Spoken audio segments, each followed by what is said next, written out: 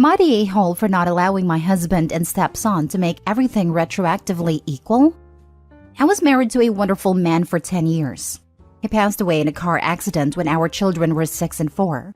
When I remarried 5 years later, my new husband had an 11-year-old son.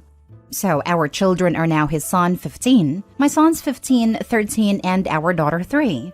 His parents set up a trust fund for his first son and for our daughter. I asked if they were doing anything for his 2 step-kids, and he said it was unfair to ask them to set money aside for kids that just came into the family. I accepted his answer, because my older kids have money from their dad's life insurance, so they have a good nest egg already. My first husband's parents are great people, and I've accepted my stepson and my daughter as bonus grandkids. They have made an effort to treat them well, and always include them in gifts for the family and on their birthdays and Christmas. My parents have also made an effort to be nice, but they're more standoffish with my stepson. They have a cordial relationship and always send him gifts and invite him along on family events. My parents just sold their farm and are splitting the proceeds amongst all of my siblings and I. All the grandkids are also getting some money. The amount that my 2 sons and my daughter are receiving is about 5 times the amount that is in a trust fund that my stepson and daughter got from my husband's parents. My husband is now saying that it isn't fair that 3 of the kids are getting so much more. I said that it wasn't my money and that my parents could decide for themselves how it should be split up. He thinks that all the money for the kids should be pooled and split evenly. I refuse to even try and get into the legality of it. It is literally not my money. He says that I'm being an a-hole for singling out my stepson, but I just keep saying it isn't my decision. I approached my parents and they said that the most they would do is split up my daughter's money with him since they are half brother and sister. That would mean that she gets less than her brothers. I just want to leave everything alone. Am I the a-hole? Now for the top comments. So your new husband thinks your kids don't deserve his parents' money, but his kids do deserve your parents' money? Am I reading this correctly? No, he wants to pool all the money and split it evenly. But he only wants to pool the money now that your children will be receiving a much more abundant amount. Where was the offer to pool the money previously? He was complicit with the rules and asked you to be. So he should be complicit with the rules set forth by your parents. It's not your money to dictate who should receive it. When your kids are older, they can share as they see fit, or not. Info. Are they giving you and your husband the money to dole out to the kids? Or are they setting up a trust for each child that they can access when they hit a certain age? It is all being done through lawyers. I do not have access to the money set aside for my kids. It isn't real inheritance. It is a trust fund set aside for their futures. My money is also going into a trust where I can draw on the interest. As a farm, but it is really a farm corporation and it is being sold to an even larger one. But it is several full sections of prime agricultural land. They are keeping like 1,000 acres and setting up a wildlife sanctuary with only family cabins on it. It is a big deal, but I just want it over. The point more becomes that it really doesn't matter what your husband thinks or wants if the 2 of you don't have access to the trust, as in you're not trustees. Does it suck? Kinda, yeah. Blended families have challenges, and this is one of them. But he needs to look in the mirror and rationalize how it was okay when it was his kids getting money and now it suddenly isn't. But ultimately, it doesn't matter since the only ones that can make changes are those in charge of the trust. Not the a-hole and big red flag about hubby. He's moving the goalposts here. He told you that your kids would be shafted in the deal from his folks and expected you to be okay with that, which you are. But now that the son is being shafted by the deal from your folks, it's suddenly not fair? Not how it works, bro. Next story. Am I the a-hole for letting my stepdaughter spend a night in jail instead of bailing her out right away? My wife, 38 female, and I, 39 male, have been married for 6 years. We have 2 kids, 8 and 5. My wife also has a daughter, Mary, 18, from before we got together. Mary's in her senior year of high school and lives with us. She will go see her bio dad 2 weekends a month, but due to her extracurricular activities, it is not always an every other weekend thing. Since bio dad lives about 2 hours away, Mary works out times with her dad for her to visit him and she drives herself there. This past weekend, my wife took our 2 younger kids to visit her sister who lives about 3 hours away.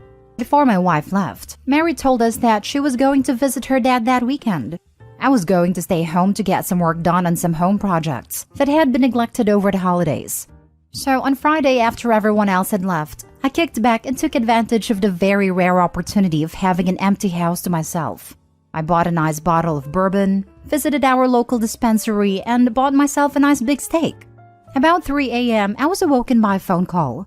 Any parent knows that a phone call at that time of night is a nightmare situation, so I immediately answered. It was my wife, and she told me that Mary had been arrested and had just called her from our local jail. Apparently, she lied about going to her dad's house and had instead attended a party. The party got busted and Mary panicked and tried to run. Of course, the cops caught her and arrested her. My wife said that the police would allow me to go get Mary right away instead of keeping her in jail. I told my wife that I had been drinking earlier and was probably not safe to drive, let alone drive to a police station. I told her that I would pick Mary up first thing in the morning. My wife yelled at me for being irresponsible by drinking to that point in case of an emergency. I told her that I was home by myself, and everyone else in the family was supposed to be hours away, so I essentially had zero responsibility for anyone besides myself. She eventually calmed down enough to see my side. The next morning, I went and got Mary right when I woke up. When I saw her, it was obvious she had been crying a lot, and she didn't say a word to me on the way home. She immediately went to her room when we got home and didn't come out the entire day. The next day, when my wife got home, Mary was still in her room. My wife talked to her and then came to talk to me. She told me that both her and Mary are disappointed in me that I made her spend a night in jail instead of getting her right away. She said Mary is traumatized by the whole thing. I told her good, maybe next time she won't lie and do stupid things. I reminded her that Mary's an adult now, and she has to get used to facing consequences of her actions, and this should be a very clear reminder of what those consequences could be. My wife said that the lesson could have been made without making her spend a night in jail. Arrested for what? Cops breaking up parties aren't looking to fill holding cells with teenagers for underage drinking or smoking weed. Even assault cases walk out after booking in most places. You're the a-hole regardless. If you were drunk, then take an Uber and go get her. They charged her with underage drinking, resisting arrest, and disorderly conduct. We are looking into a lawyer because I expect we can get some of the charges reduced or dropped completely. We live in a smaller town, population is under 10K, and we don't have Uber here. Not the a-hole. I don't see any part of this situation that would be improved by you showing up drunk and hide to a police station in the middle of the night. This comment is all that's needed. I don't know where OP is, but in Canada, while it is legal, you still can't drive under the influence of cannabis, let alone alcohol. This is a recipe for disaster for the both of them. Exactly. Wife's disappointment is so misplaced. She sees OP's side, but still wants the outcome to have been different. That's not an OP. Not the a-hole. If she was so traumatized by spending the night in jail, then why didn't your wife contact her actual father after you told her you were not sober enough to drive down to bail her out? Surely 2 hours away is not far when his daughter was in jail. Right? Like, where is bio dad in all of this? Next story. Am I the a-hole for reprimanding my adult son and telling him to get over himself? My son has 2 boys ages 16 male and 12 male. Their mom, and my son's first wife, died suddenly 10 years ago. My son and the boys were lost. But 8 months later, my son met a woman and fell very hard and fast for her. He admitted to his dad and I that he felt like everything could be perfect again. The boys could have a mom present and he could have a wife again. We warned him that it might not be that easy, but he was so happy again and appeared to have lightened after meeting her, so we tried not to say too much. His oldest son, we'll call him Cole, did not take to my son's now second wife Emma very easily. My son and Emma married 2 years after his first wife died. Emma had lived with them 6 months prior to the wedding. The youngest, Jamie, started to call Emma mom almost immediately, but he was so little with no memories of his mom. Cole was different. He did not want to call her mom and did not like the idea of her being his second mom. He was adamant he did not want her like that. It became especially clear during the wedding that things would not go well. My son and Emma planned a small exchange between her and the boys. Meant to be a sweet moment to celebrate the joining of the family, but Cole wanted no part in it and sat out while his brother and Emma took part. After that, we suggested to our son that everyone could do with some therapy and he listened. It's clear that our son has grown to resent Cole for not embracing Emma and being part of the family the way he wanted him to be. Their relationship is incredibly stained, and Cole is polite but very distant with Emma. He treats her more like he does his teachers than he does the rest of the family, and it angers our son. I have seen my son visibly frustrated when Cole calls her Emma, or when he talks about his mom. A few days ago, my son was ranting and raving about how Cole is a stubborn brat, and how he will never be able to understand why he can't accept Emma as a mom too. He said that adoptive kids don't dig in their heels this way and refuse to accept a new parent, that most are so grateful to have someone. He said it's disrespectful to him, Emma, and to Jamie, that it undermines the family they all want to have, and Cole refuses to even try. Also that he wishes Cole was more like Jamie, that Jamie handled things right, that Cole is disrespectful to him as his dad by not listening, and he also said he finds it hard to look at Cole and feel the same as he does for Jamie because all of this. I reprimanded him for talking like that about Cole. I told him he needs to get over himself and accept his son, and find a way to accept that neither Cole nor Jamie's way is inherently right, and it's about what's right for them as individuals. I also told him Cole can feel every bit of that anger, and one day he will lose his son if he can't accept the truth for Cole and let go of all this frustration. My son told me I will never understand and should not speak to him like he's a child. Am I the a-hole? Now for the top comments. Not the a-hole. When Cole is 18, I fully expect Cole will need a place to stay. Make sure your door's open to him. It's so sad knowing it could get that bad, as Cole sounds like he's been respectful of Emma, even if he doesn't think of her as his mother, and he's more than allowed to do that. I feel so bad for him. It seems like he is being pushed to call her mom. If he doesn't want to call her mom or see her as his mom, I don't see the issue as long as he respects her and isn't outright mean, etc. And if we are being honest, when kids are that age, when you push them to do something like that, it will just make them rebel more.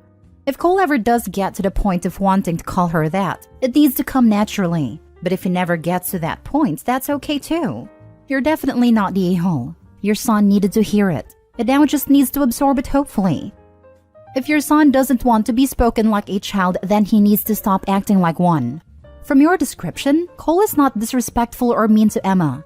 She is not his mother, and she will never be, but he is polite to her. That's all he needs to do.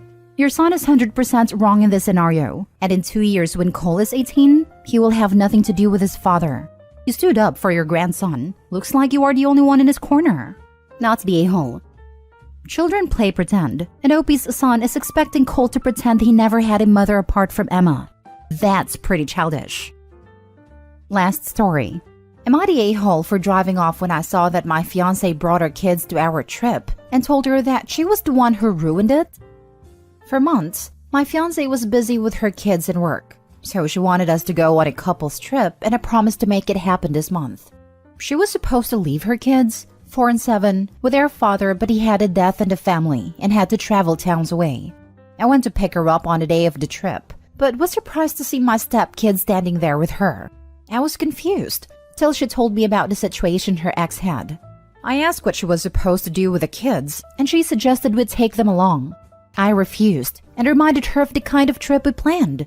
She said circumstances change, and she can't leave them behind nor find a babysitter so fast. I decided to just cancel, but she begged me not. I just proceeded to drive off, and the trip got cancelled and I went home. She left me some texts, basically blaming me for what I did, but I responded that she ruined the trip when she decided to bring the kids. She said those are her kids, and I shouldn't expect her not to prioritize them, which I respect, but that wasn't the point. Long story short, we had a fight and she's still upset with me and refused to answer my call or open the door for me. Am I the a-hole for how I reacted? Everyone sucks here. When you have kids, things can come up unexpectedly. You're going to need to accept that. The reason I say everyone sucks here is because she should have communicated with you as soon as she knew she'd have the kids. She shouldn't have waited until you showed up, ready to go off on a trip for 2. Together, you two could have decided how to handle things. But you also didn't need to react like that. I wouldn't want my young children around an adult who acts like he is taking his ball and going home. My immediate thought was, why didn't she tell him prior to him showing up ready to leave? She completely blindsided him, so I can understand him being upset.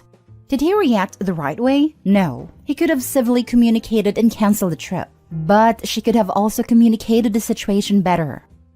Exactly. Which makes it an everyone sucks situation. Except the kids, of course. I feel the worst for them. Can you even imagine? Sucks for them. But to add another level to all of this, I want to know who is footing the bill. He states he planned it, so is the full expense on him? If so, then was she expecting him to cover the additional cost for the kids? She tried to turn it into a family getaway, so it stands to reason she was expecting him to cover it completely. Not the a-hole. I'm a mom of 3, and this was an ambush. No reason she couldn't have called or texted. She wanted you to feel pressured. Mom here as well. I would have called the dude and told him. Yeah, she's definitely kind of a jerk here. The moment she found out the kids were staying, she should have said something. Not only did she not tell him to cancel the trip, she begged him not to, as if taking kids to a couple's trip is a reasonable ask. Not the a-hole.